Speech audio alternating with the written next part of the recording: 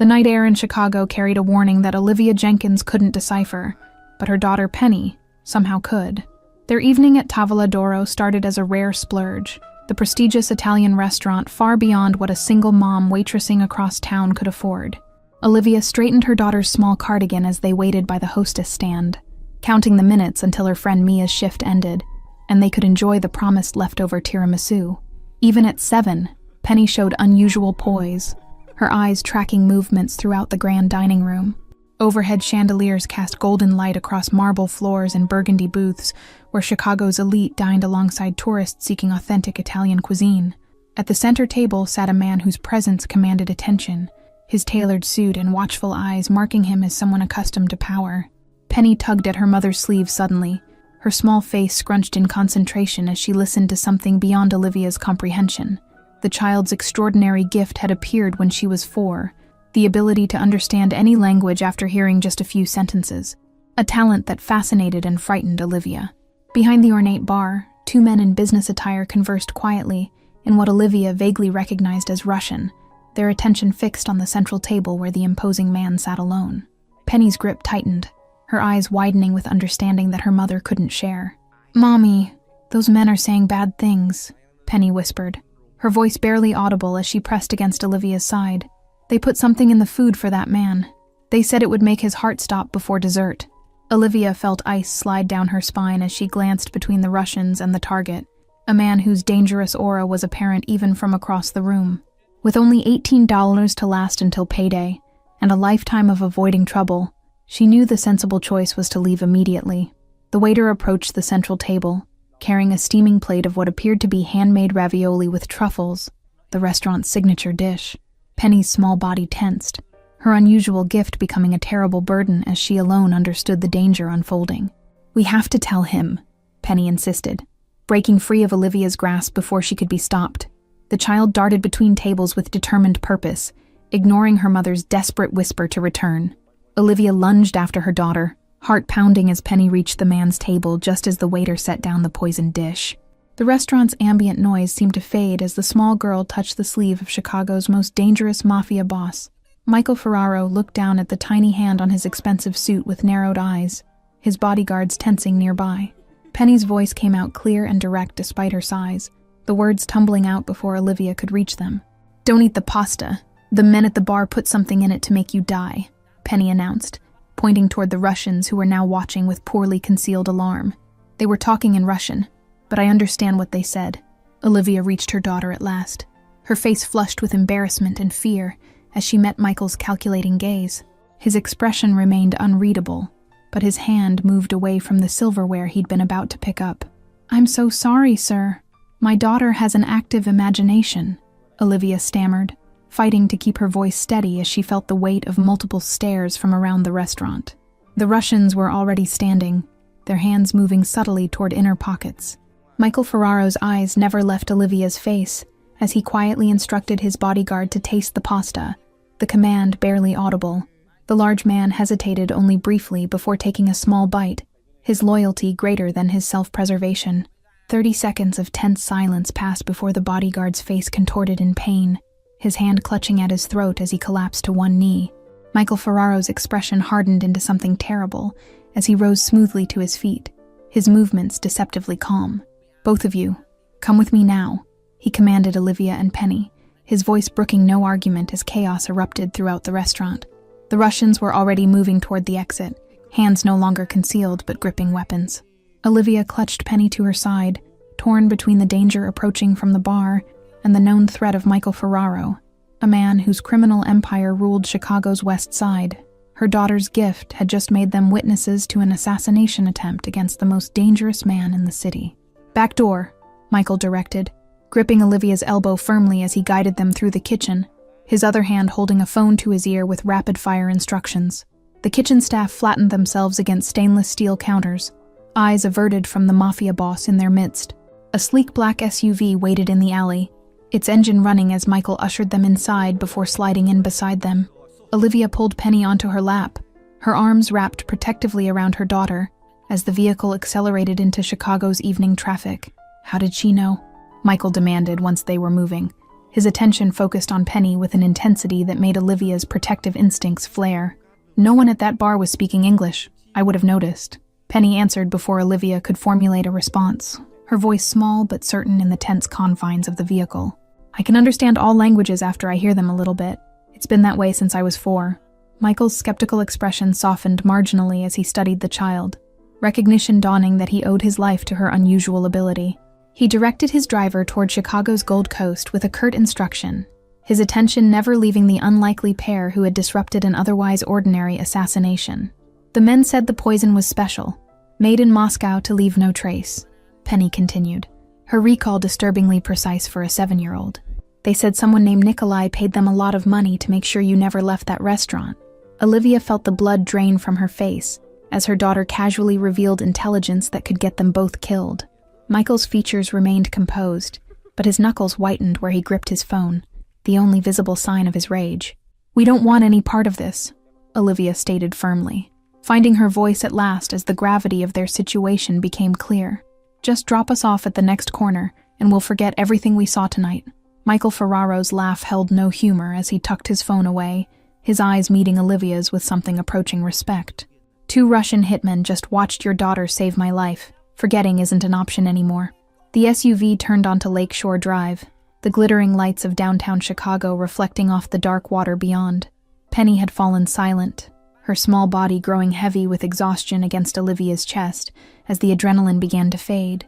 Michael studied them both, his decision apparently made as he gave the driver a new address. "You're coming to my penthouse until I sort this out.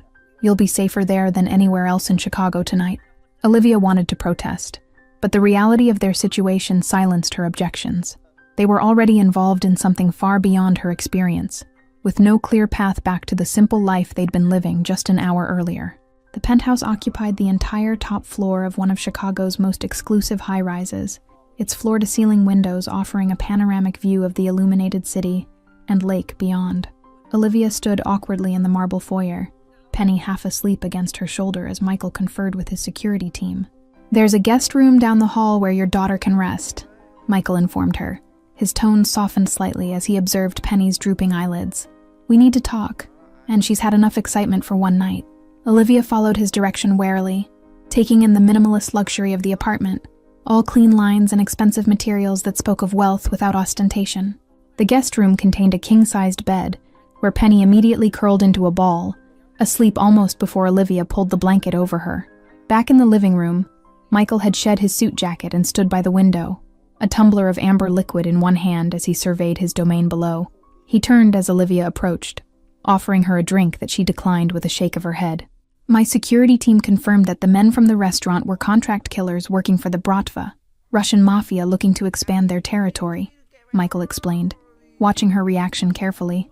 "I need to know exactly what your daughter heard them say." Olivia sank onto the edge of a leather sofa, her waitress uniform incongruous against the expensive furniture. "Penny doesn't lie about what she hears. If she told you they mentioned someone named Nikolai, then that's what they said." Michael nodded slowly, accepting her assessment without further questioning. "What she did tonight saved my life, which means I'm in her debt, a position I rarely find myself in," he acknowledged, a hint of reluctant admiration coloring his words.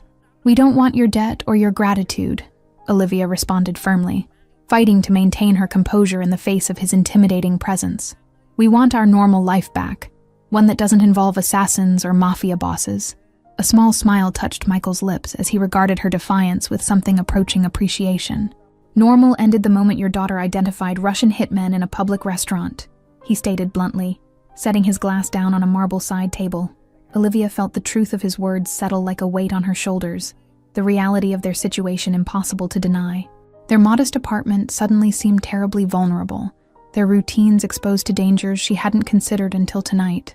"I have people looking into the Russians' connections in Chicago," Michael continued, his tone shifting to business-like efficiency. "Until we know who sent them and how many others might be looking for you both, you'll stay here under my protection."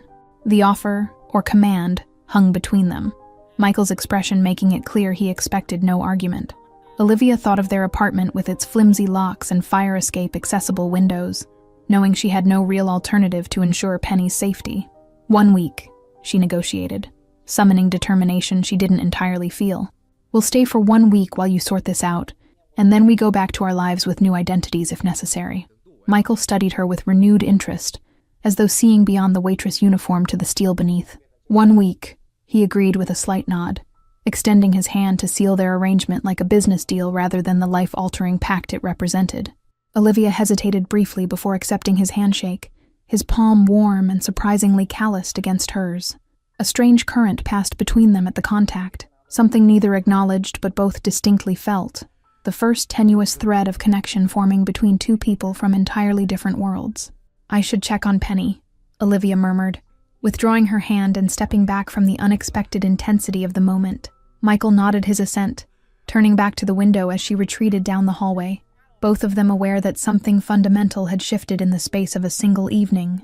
Morning light filtered through automated blinds, waking Olivia from a fitful sleep on the guest room's chaise lounge, where she'd kept watch over Penny. The events of the previous night felt surreal, until she recognized the luxurious surroundings of Michael Ferraro's penthouse. Penny stirred beneath silk sheets, her small face peaceful despite the danger that had enveloped them. Olivia checked her phone to find 17 missed calls from her landlord and supervisor, their normal life already unraveling in their absence. A soft knock at the door revealed not Michael, but a woman in a tailored suit who introduced herself simply as Diana, head of security. "Mr. Ferraro had to attend to urgent business, but requested you both join him for lunch at noon," she stated, her professional demeanor betraying nothing of her thoughts about the unusual guests. Olivia discovered the closet stocked with new clothing in her and Penny's sizes, a thoughtfulness that was both considerate and unsettling in its implication that Michael had extensive resources at his immediate disposal. The expensive jeans and cashmere sweater fit perfectly, raising questions about how he'd obtained her measurements overnight. Diana escorted them to a waiting town car at precisely 11:45, refusing to divulge their destination despite Olivia's increasingly frustrated questions. Penny, by contrast, seemed entirely at ease, watching Chicago's landscape transform from glittering skyscrapers to industrial zones with curious eyes. The car eventually stopped at an unassuming brick building with blacked-out windows, the only indication of its significance being the 4 men standing guard outside. Inside, Olivia found not a Mafia headquarters, but an elegant private restaurant with a single occupied table where Michael waited. "The Russians made another attempt last night," Michael informed them without preamble once they were seated, his expression grim as he looked between mother and daughter. "They firebombed your apartment building at 3 a.m. There's nothing left of your home." Olivia sank into her chair, the devastating news stealing her breath as images of their modest apartment, with Penny's carefully arranged stuffed animals, and Olivia's hard-earned furniture, consumed by flames, filled her mind. Penny slipped her small hand into her mother's, offering comfort despite her own loss. "Fortunately, your neighbors evacuated safely," Michael continued, softening his tone slightly at Olivia's visible distress. "I've arranged for their temporary housing and replacement of essentials. It was the least I could do considering you were targeted because of me." His unexpected generosity toward strangers momentarily silenced Olivia's rising panic, revealing a dimension to the Mafia boss she hadn't anticipated. Michael Ferraro protected his own interests, certainly, but perhaps his code extended beyond mere self-preservation. "My security team intercepted 2 of the Russians during their escape," Michael explained, his voice returning to its usual controlled cadence. "Before they were dealt with, they confirmed that the Sokolov family has put a contract on both of you as witnesses." The clinical way he referenced the likely deaths of the Russians sent a chill through Olivia, a stark reminder that the man offering protection was equally comfortable ordering executions. She pulled Penny closer to her side, questioning once again whether they were safer with or without Michael's intervention. "I need Penny to listen to something," Michael continued, nodding to Diana, who placed a laptop on the table and played an audio recording of men speaking in rapid Russian. "Can you tell me what they're saying, little one?" Penny listened intently, her extraordinary gift activating as she absorbed the foreign language. "They're talking about moving something important from a place called Warehouse 17 tonight because it's not safe there anymore," she translated with childlike directness. "They mentioned someone named Belov who's coming from New York to oversee everything." Michael's eyes widened slightly, the only indication of his surprise at the accuracy of her translation and the significance of the intelligence. He exchanged a meaningful look with Diana, who immediately stepped away to make a call. "You've just confirmed what my own translators determined," Michael told Penny with genuine admiration. and provided us with the opportunity to end this threat before it escalates further. The safe house in suburban Chicago bore little resemblance to either Olivia's modest apartment or Michael's luxury penthouse, a deliberate neutrality that somehow emphasized the temporary nature of their situation. Located on a quiet cul-de-sac with an attached garage that allowed them to enter unseen, the house projected an ordinary family life they were merely pretending to inhabit. Penny adapted to their new circumstances with the resilience of childhood, exploring the two-story home with curious interest, while Olivia struggled to process the seismic shifts in their reality. The knowledge that strangers had destroyed their home in an attempt to kill them had shattered her sense of security more thoroughly than any lock or window ever could.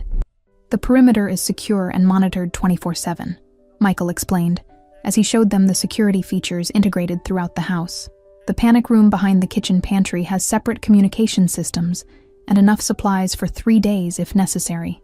Olivia watched him move through the house with controlled efficiency, noting how his dangerous edge remained even in this domestic setting, like a predator temporarily at rest, but never truly relaxed. His phone rang constantly with business that required immediate attention, offering brief glimpses into the empire he commanded beyond these walls.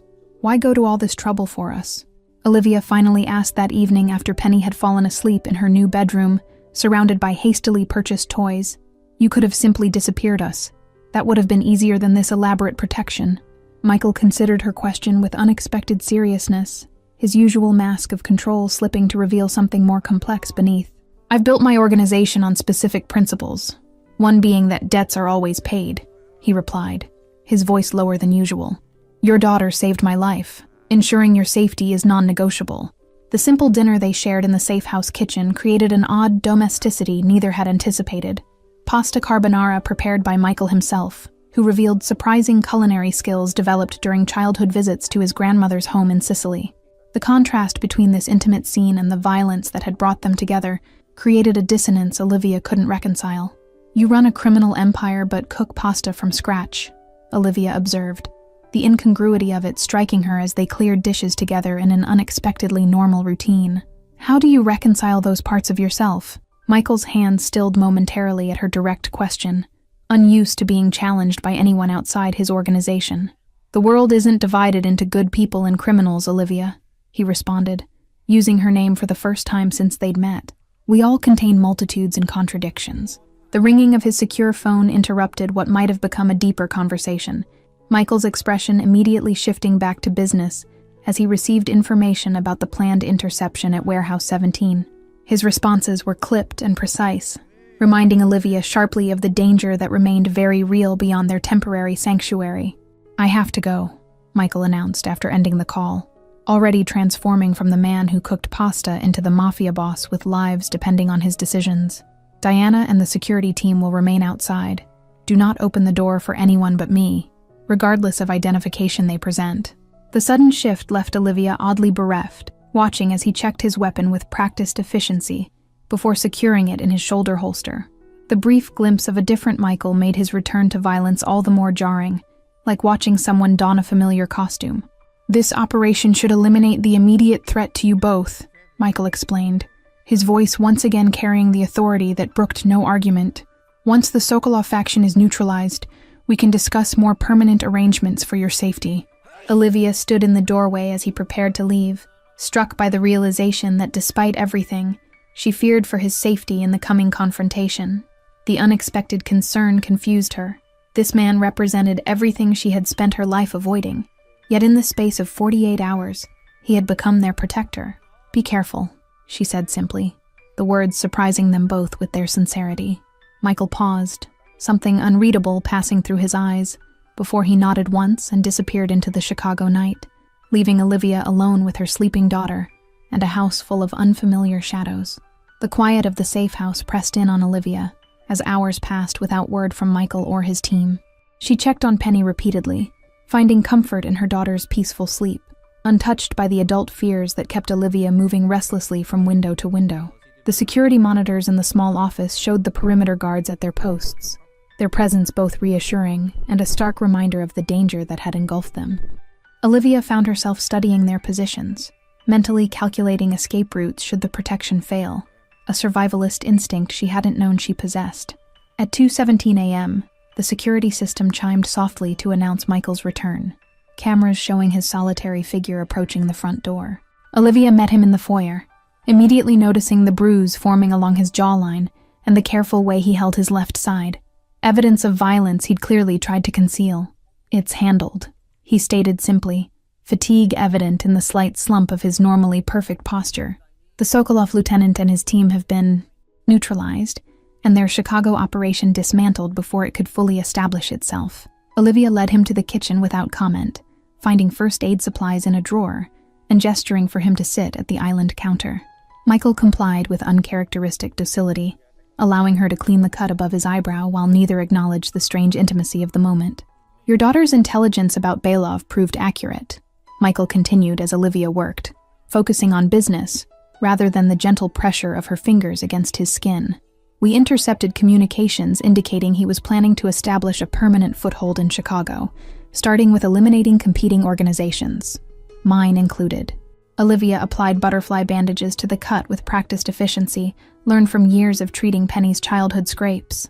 "So we were just collateral damage in a larger power struggle between criminal enterprises," she observed, her tone neutral despite the bitterness underlying the words.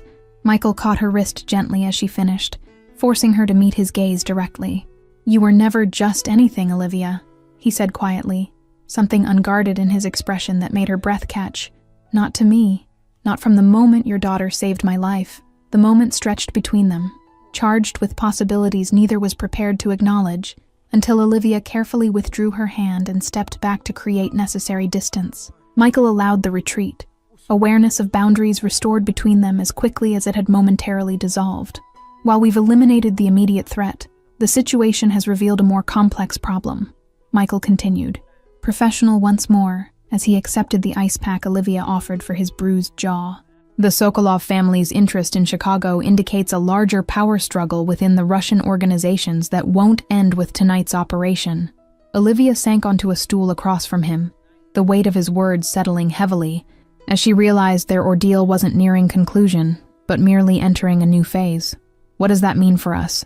she asked directly, too exhausted for anything but blunt questions. Michael considered her for a long moment, weighing options and outcomes with the strategic thinking that had elevated him to his current position. "It means you can't return to your previous life," he finally stated, the truth harsh but necessary. "The Sokolovs will eventually send others. They can't afford to appear weak by leaving a contract unfulfilled." The reality Olivia had been avoiding crashed down around her. Their modest apartment, her waitressing job, Penny's school, the careful life she'd constructed as a single mother. All of it irrevocably lost because of a random encounter with organized crime. Tears threatened for the first time since their ordeal began, a luxury she hadn't allowed herself until now.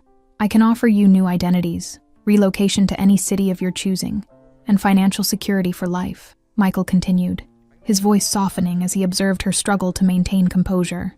"You would never have to worry about money again, and Penny would have educational opportunities beyond anything you could provide on a waitress's salary." The offer hung between them, generous, practical, and representing a clean break that would separate them permanently. Olivia should have felt relief at the prospect of escaping both the Russians and Michael's dangerous world, yet something unexpected made her hesitate. "And you?" she asked, the question emerging before she could examine it too closely. "What happens to you after we disappear with new names and faces?" Surprise flickered across Michael's features before his customary control reasserted itself. "I continue as I always have," he replied with careful neutrality, though something in his eyes suggested the answer wasn't as simple as the words implied. "Chicago is my city. I won't be driven from it by Russian interlopers or anyone else." Days at the safe house fell into an unexpected rhythm as April brought warmer temperatures to Chicago, the temporary arrangement stretching beyond its original timeline. Michael visited daily, ostensibly to provide updates on security matters, but increasingly staying for dinner and evening conversations after Penny went to bed. Penny thrived despite their circumstances, her natural resilience allowing her to adapt to homeschooling conducted by a retired teacher on Michael's payroll. Her gift with languages became a source of fascination rather than fear, as Michael brought recordings in various dialects for her to translate, turning her unusual ability into a game rather than a burden. The first time Penny called him Mr. Mike instead of Mr. Ferraro, something shifted in Michael's usually guarded expression, a softening around the eyes that revealed depths of emotion Olivia hadn't believed him capable of. She caught him watching them sometimes with an unreadable look that disappeared the moment he noticed her observation. Spring flowers bloomed in the safe house garden where Penny planted sunflower seeds under Michael's surprisingly patient guidance, his dangerous hands gentle as they demonstrated how to pat soil over tiny kernels. Olivia observed from the kitchen window, conflicted by the domesticity of a scene involving one of Chicago's most feared men. "He's not what I expected," Olivia admitted to Diana during one of their now regular coffee conversations, the female security chief having become something of a confidant in their isolated existence. "There's more to him than the reputation suggests." Diana's knowing smile held years of loyalty and observation condensed into a simple expression. "Michael built his empire by being underestimated," she replied, stirring her coffee thoughtfully. "But the man teaching your daughter about photosynthesis is closer to his true self than most people ever get to see."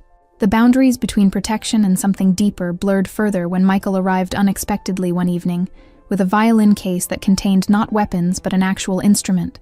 Penny's delight at receiving lessons from someone who played with surprising skill created yet another connection in their increasingly intertwined lives. "My mother insisted on lessons from age 6, Michael explained later that night, as they shared wine on the patio, stars visible above the secure perimeter of their temporary home. Music was her requirement. Business was my father's. I learned to excel at both, but found more joy in one than the other." Then Olivia studied him in the soft landscape lighting, seeing glimpses of the boy he must have been before family obligations and Chicago's underworld shaped him into the man beside her. "You could have chosen differently," she suggested, the wine making her bolder than usual. "You had options, many don't." Michael's laugh carried no humor as he refilled their glasses, the expensive vintage a small luxury in their strange limbo existence. "Family legacy isn't something you choose or reject in my world," he responded, years of accepted truth in his tone. "It's what you're born into and die with. The only variables are how well you carry it, and who benefits from your power." A comfortable silence settled between them, filled with unspoken possibilities neither was ready to voice. The protection that had initially been obligation had evolved into something neither had anticipated, a connection forming despite the circumstances that should have made it impossible. "Penny asked me today if we were staying here forever," Olivia finally said, the question that had been weighing on her mind finding voice in the peaceful evening air. "I didn't know how to answer her. I'm not sure what forever looks like anymore." Michael set his glass down, turning to face her directly with unusual openness in his expression. "What do you want it to look like?" he asked. The question simple, yet loaded with implications neither had been willing to address directly until now. Before Olivia could formulate a response, Michael's phone shattered the moment with its insistent ring, security protocols demanding immediate attention. His expression closed off as he answered, business and danger reclaiming him in an instant, as he received information that transformed his posture from relaxed to alert. "The Russians have made contact with someone inside my organization," he informed her after ending the call. "All traces of the violinist and gardener subsumed by the Mafia boss. We have a traitor providing information about our security protocols." Dawn broke over the safe house with tense energy, as Michael's security team doubled their presence, the betrayal within his organization creating new vulnerabilities none had anticipated. Olivia watched them sweep the house for surveillance devices, their methodical process highlighting the precarious nature of their safety. "We're moving you both to a different location tonight," Michael informed Olivia, as they spoke in hushed tones in the kitchen, away from Penny's curious ears. "The compromise means this address may have been revealed to Sokolov's people." Diana arrived with dossiers on 3 suspects, trusted lieutenants within Michael's organization with access to the security protocols for the safe house. The evidence was circumstantial but concerning. Unusual financial transactions, unexplained absences, and communications patterns that indicated possible external contact. "Gregory has been with me 15 years, Michael said, disbelief coloring his voice as he reviewed the most damning file, loyalty warring with evidence that couldn't be dismissed. "His daughter's medical bills, the specialized treatments in Switzerland that my organization paid for. I thought that debt was settled." Olivia studied the photographs of the 3 men, struck by how ordinary they appeared, despite their criminal connections. "People betray those they love for different reasons," she observed quietly, thinking of her own experiences with Penny's father, who had abandoned them before his daughter's first birthday. "Money is just one motivation." Michael's eyes met hers with sharp understanding, recognizing that her insight came from personal experience he hadn't yet been privy to. The moment of connection broke when Diana returned with updated intelligence that confirmed their worst fears. A planned raid on the safe house scheduled for midnight. "We have 9 hours to set a trap," Michael declared, his strategic mind already formulating counterplans as he contacted his most trusted team members. "We'll move Penny to the secondary location immediately, but I need you to help us identify the traitor, Olivia." Her protest died unspoken as Michael explained his plan, using her as visible bait while secretly relocating. Penny would draw out both the internal betrayer and the Russian assassins, allowing them to eliminate all threats simultaneously. The risk was calculated but significant, requiring Olivia's willing participation in a dangerous deception. "Why would you trust me with something this important?" Olivia questioned, genuinely bewildered by the faith he placed in someone who had stumbled into his life by chance. "I have no training, no experience with any of this." Michael's answer was immediate and certain, his confidence in her a tangible force between them. "Because you've shown more loyalty in weeks than some have demonstrated in years," he responded, the simple truth of it humbling in its directness. "And because Penny needs you to survive this, which means failure isn't an option." The plan unfolded with precise timing. Penny secretly evacuated through an underground tunnel connecting the safe house to a neighboring property, while Olivia remained visible in windows and security cameras, maintaining the illusion that both remained inside. Michael stationed himself in the command center established in the basement, monitoring feeds from every angle of the property. "Movement at the perimeter," Diana reported at 11:47 p.m., 13 minutes ahead of the expected timeline. 4-man team approaching from the eastern boundary, using the blind spot in the camera coverage that only someone with internal knowledge could identify. Michael's expression hardened into something terrible, as video confirmation revealed Gregory among the approaching team, his betrayal now irrefutable, as he guided Russian operatives toward the house that sheltered the woman and child Michael had sworn to protect. The personal nature of the betrayal seemed to affect him more deeply than the professional implications. "Let them breach the outer perimeter," Michael instructed his team through secured communications, the trap now set with precision. "We need confirmation of all parties involved before we engage." Olivia watched the monitors with her heart pounding painfully against her ribs, the reality of armed men approaching with intent to kill far more terrifying than any abstract understanding had prepared her for. The night vision feed showed them moving with military precision toward the house she stood within, their weapons ready as they followed Gregory's confident lead. "Now," Michael commanded, as the intruders reached the predetermined position, and suddenly the dark yard erupted with precisely targeted gunfire from Michael's concealed security team. The Russians fell immediately, but Gregory was deliberately left untouched, as tactical team members emerged from hiding to surround him. Michael approached his former lieutenant with cold fury contained behind a mask of control, the betrayal clearly cutting deeper than he would allow himself to show. 15 years, Gregory," he stated, his voice carrying in the sudden silence of the night. 15 years of loyalty thrown away, and for what? Gregory's defiance crumbled in the face of capture, his explanation spilling forth in desperate justification. "They found Katerina in Switzerland, threatened to kill her unless I helped them," he confessed, referring to his daughter. "I had no choice, Michael. Family comes first. You taught me that yourself." Sunrise painted Chicago's skyline in shades of gold and pink as Michael's private jet waited on the tarmac, its engines idling in preparation for immediate departure. Penny slept peacefully across 2 seats, exhausted from the midnight evacuation and subsequent reunion with her mother at the secondary safe location. Gregory's cooperation has identified the remaining Sokolov contacts in 3 cities, Michael explained as they stood slightly apart from his security team, the aftermath of the night's operation still evident in the heightened alertness of everyone involved. "With coordinated raids happening simultaneously, the threat to you both will be permanently eliminated by noon." Olivia watched Penny's gentle breathing, the profound relief of their survival, tempered by uncertainty about what came next. "So this is where we disappear," she said quietly. The new identities and distant relocation previously discussed now apparently imminent with the plane waiting to take them away.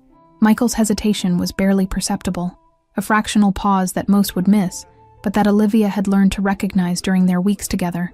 "That depends entirely on what you want," he replied, carefully maintaining neutral tones despite the weight of the conversation. "The jet will take you anywhere in the world, or nowhere at all." Confusion flickered across Olivia's face at his cryptic statement, until understanding dawned slowly, the implication of his words opening possibilities she hadn't allowed herself to consider. "Are you suggesting we could stay in Chicago?" she asked, needing absolute clarity before allowing hope to take root. "I'm suggesting that threat elimination creates options," Michael responded, his usually confident demeanor showing rare uncertainty as he ventured into unfamiliar emotional territory, including the possibility of building something neither of us anticipated when this began. The weeks of shared meals, evening conversations, Penny's violin lessons, and moments of unexpected connection flashed through Olivia's mind, a foundation laid amid danger that somehow felt more solid than relationships formed under normal circumstances. The man standing before her was still Michael Ferraro, with all the complications that entailed, yet undeniably different from the Mafia boss she'd initially feared. "My organization is evolving," Michael continued when she remained silent, his words carefully chosen. "The legitimate businesses now represent 70% of our holdings: restaurants, real estate, shipping, with plans to phase out the remaining operations over the next 2 years. Olivia recognized the statement for what it was. Not just business information, but a promise of transformation, a path forward that could potentially bridge their disparate worlds. "You're talking about leaving behind the life you were born into," she observed, the magnitude of such a change not lost on her. Michael's smile held a hint of his characteristic confidence returning, as he found firmer ground in her continued engagement rather than immediate rejection. "I'm talking about choosing a different legacy, one not dictated by my father's choices or family history," he clarified, conviction evident in every word. Dawn fully broke over the airfield, symbolically appropriate as they stood at the threshold of decisions that would reshape their futures. "Penny has flourished despite everything," Olivia acknowledged, glancing again at her sleeping daughter. "She's grown attached to you, to Diana, to this strange life we've been living." "And you?" Michael asked directly, the question they'd been circling for weeks finally spoken aloud between them. "Where do you stand, Olivia?" The distance between them closed as Olivia took a deliberate step forward, physical movement mirroring her internal decision. "I stand with the man who protects what matters, who teaches my daughter violin, who cooks pasta from his grandmother's recipes," she answered, meeting his gaze directly. "If that man truly exists beyond these past weeks." Michael's hand reached for hers with uncharacteristic openness, the connection between them no longer hidden behind pretenses of obligation or necessity. "He exists," he promised with quiet certainty, "and he's discovering priorities beyond power and control that he never knew he wanted, until a 7-year-old girl stopped him from eating poisoned pasta." The transformation in Michael wasn't just personal, but reflected in his organization, his lieutenants noting how decisions now considered long-term stability over immediate profit. Weekly strategy meetings had shifted from territorial disputes to investment portfolios, legitimate business acquisitions, and charitable foundations that could eventually whitewash the Ferraro name. Chicago's Underworld had already begun whispering about the changes, rivals misinterpreting Michael's evolution as weakness rather than strategic redirection. 3 attempted power plays had been decisively crushed in the past month, each response calculated to demonstrate that legitimate aspirations hadn't dulled his tactical edge or resolve. The penthouse had been redesigned with subtle considerations for a child's presence, a dedicated space for Penny's violin practice with perfect acoustics, bookcases filled with multilingual literature to nurture her gift, and security measures so seamlessly integrated that they provided protection without creating a visible prison. These modifications spoke louder than any verbal commitment about Michael's intentions for their future. Diana approached with professional discretion, maintaining appropriate distance while signaling that decisions needed to be made regarding the waiting aircraft. "The pilot needs to file a flight plan, sir," she reported, her expression carefully neutral despite the clearly personal conversation she was interrupting. "Tell him to stand down," Michael instructed after a moment of silent communication with Olivia, her slight nod confirming their shared decision. "We'll be returning to the city. Arrangements for the penthouse security upgrades should proceed as discussed."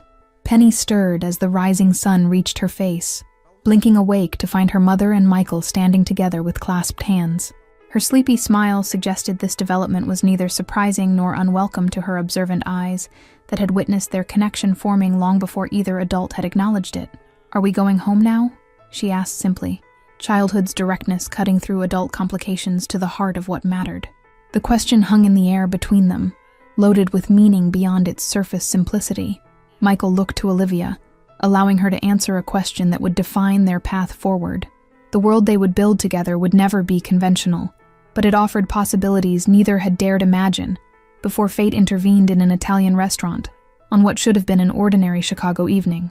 "Yes, sweetheart," Olivia confirmed, the decision feeling right despite all logic suggesting otherwise. "We're going home, together." Thank you all for following this story. If you're enjoying it, write in the comments where you're watching from, and don't forget to like, subscribe, and share the video, as your support is important for me to continue creating content here. Отцом. Ну, вот такие вот интересные вопросы на самом деле.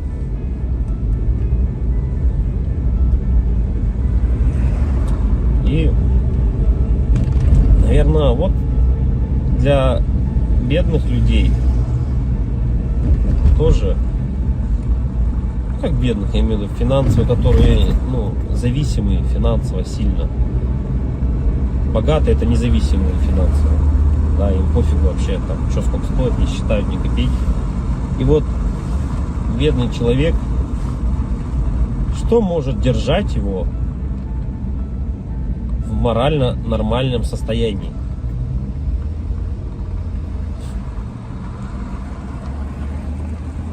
Это, наверное, возможно, поддержка семьи, поддержка друзей. Ну, как я и говорил, к примеру, как у меня есть сосед, вот у него есть поддержка родителей, да, поддержка друзей.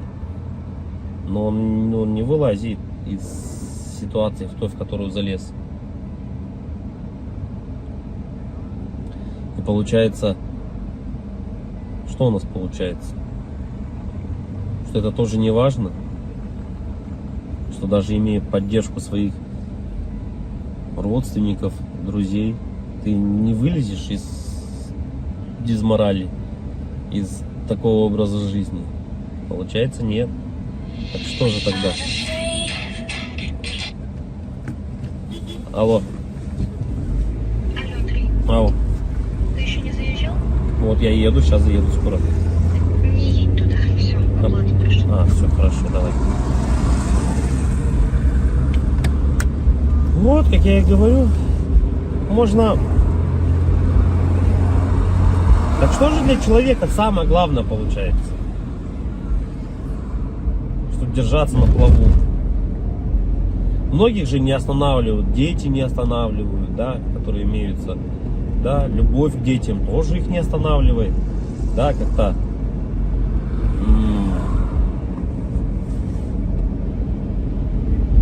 Поддержка... Наверное, вот если так разобраться, наверное, самое внутреннее, наверное, если вот так вот разобраться, прям вот углубиться, возможно, поддержка жены, типа, или девушки, если прям вот глубоко внутрь копнуть, тоже на самом деле не всегда. Но если у тебя есть девушка и жена, ты на ежедневной основе с ней общаешься, с ней видишься. Это единственный человек, по сути, да, который, наверное, важен в твоей жизни, который может дать дельный типа совет.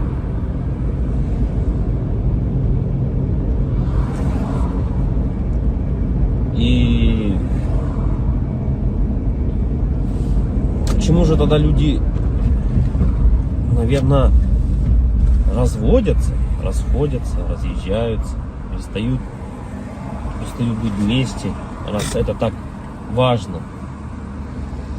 Наверное, из-за того, что вот нету вот этого как раз таки, наверное, какого-то отдельного совета, какой-то внутреннего чувства нужности этому человеку. Да, люди расходятся, потому что ты не получаешь каких-то тех чувств, которых ты нигде не больше не получишь. Не можешь получить. Ни за деньги, ни еще как-либо. И когда у тебя, наверное, нету этого чувства внутреннего, люди, наверное, потом расходятся. И потом люди, многие, наверное, попадают вот в эти депрессии. Помимо финансовых проблем, нереализованности, да, и еще семейные неудачи какие-то добавляются. наверное, это было всегда у людей. Просто раньше, наверное, этому не придавали такой огласки, возможно.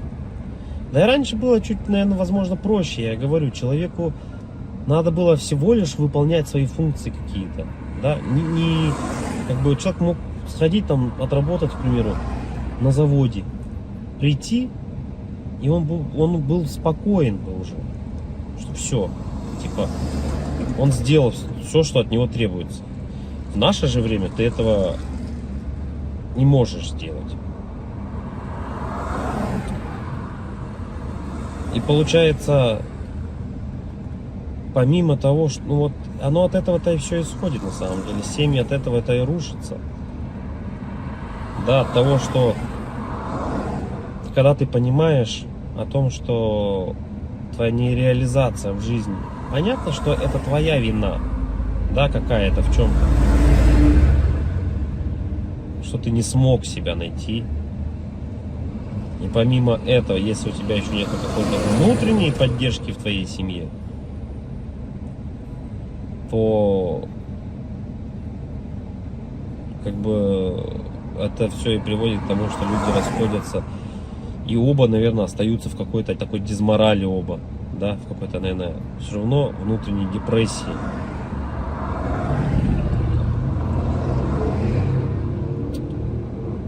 Короче,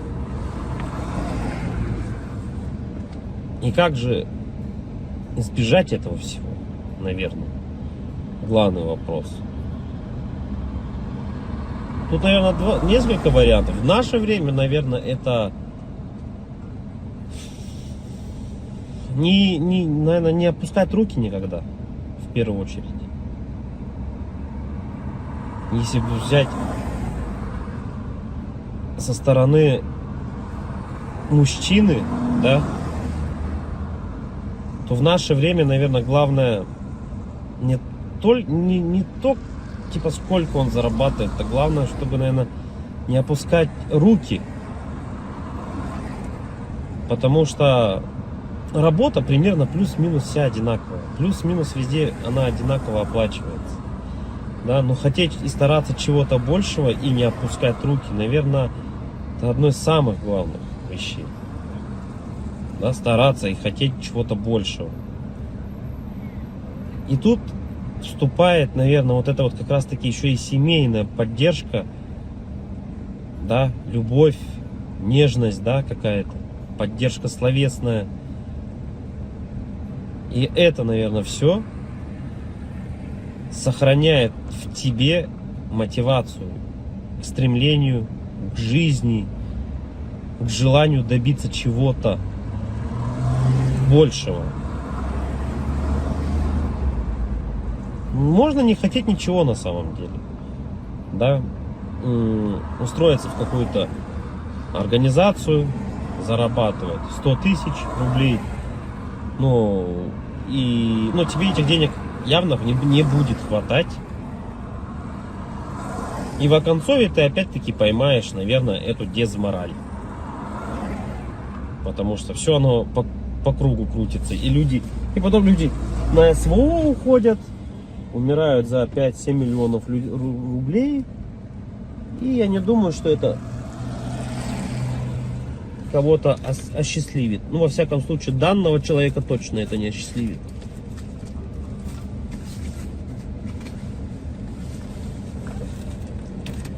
Говоря именно о поддержке, что значит поддержка? Как она выглядит, поддержка эта семейная? Наверное, у каждого это, наверное, по-разному немного. В любом случае, каждому человеку нужны какие-то разные вещи от другого человека. Да? Всегда же отношения — это взаимный обмен чем-то. Да? И когда люди от друг друга этот взаимный обмен получают, будь то, это могут быть разные вещи.